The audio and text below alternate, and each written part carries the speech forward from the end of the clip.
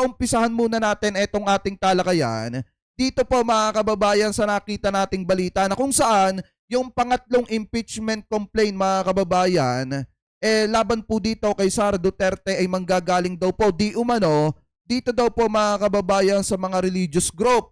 So sino yung mga religious group na tinutukoy mga kababayan dito po sa balitang ito? So ngayon pakinggan po natin mga kababayan ito nakita nating balita galing po sa teleradyo. I-play na po natin. Ihahain ng isang religious group sa Kamara ang ikatlong impeachment complaint laban kay Vice President Sara Duterte. Pero hindi nagbigay ng karagdagang detalye si House Secretary General Reginald Velasco hinggil sa petsa at grupong magsasampa ng reklamo laban sa Vice Presidente. Inamin ni Manila Congressman Joel Chua na narinig niya ang posibilidad na may magsasampa ng ikatlong impeachment complaint. Kasi nga mga kababayan, meron pa talaga